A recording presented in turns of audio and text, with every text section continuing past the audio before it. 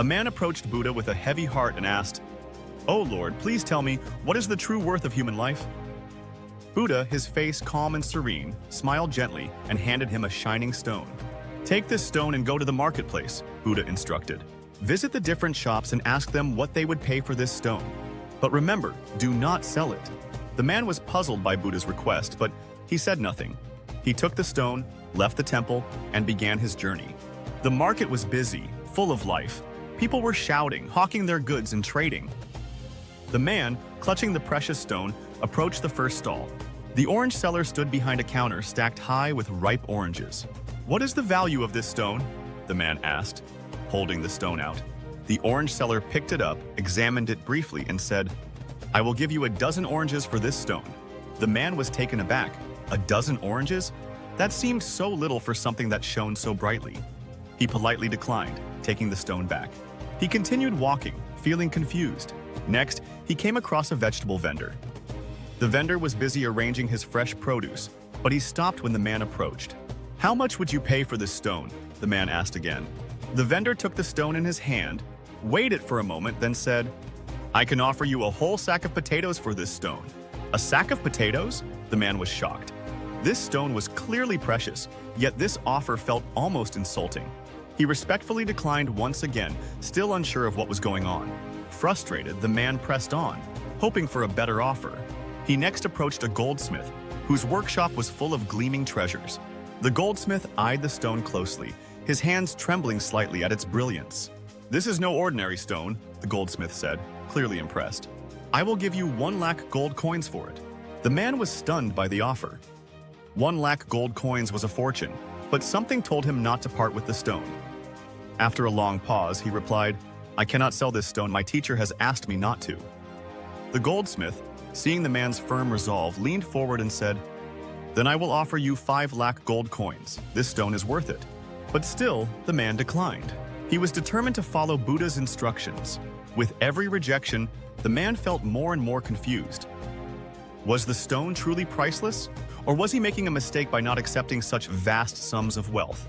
His journey took him next to a diamond merchant, whose shop gleamed with rare and priceless jewels. The merchant, a man known for his eye for beauty, was sitting behind a desk.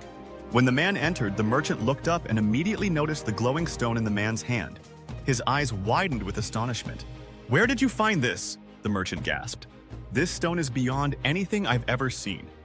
It is more beautiful than the rarest diamonds. Let me lay it on a red velvet cloth and treat it with the reverence it deserves." The merchant carefully laid the stone on the cloth and bowed deeply before it. "This is priceless," the merchant whispered, almost to himself. "Even if I sold my entire collection, I could never pay enough for this stone. It is beyond value."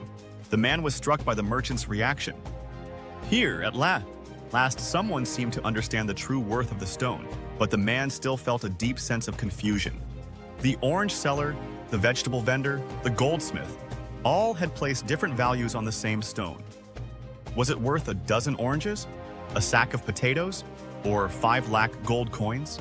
The man's journey had been long, and he was exhausted. He returned to Buddha's temple, the stone still in his hand.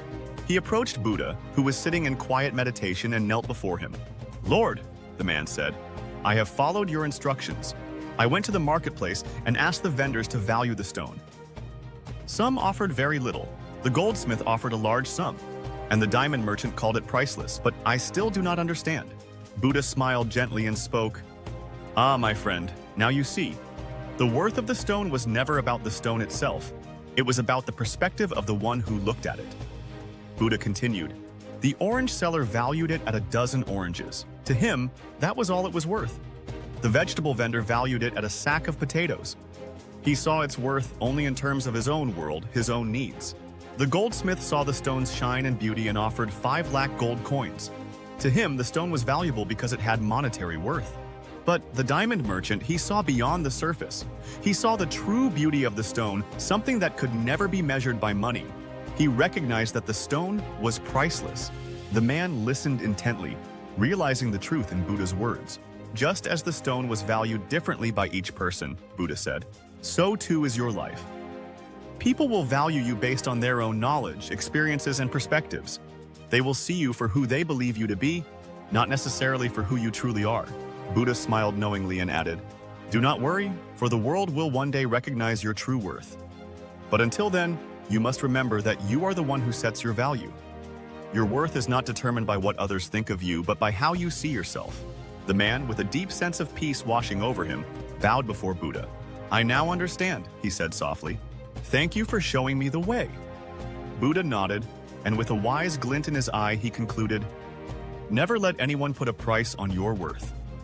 You are a gem, unique and invaluable. Only you can decide what you are truly worth.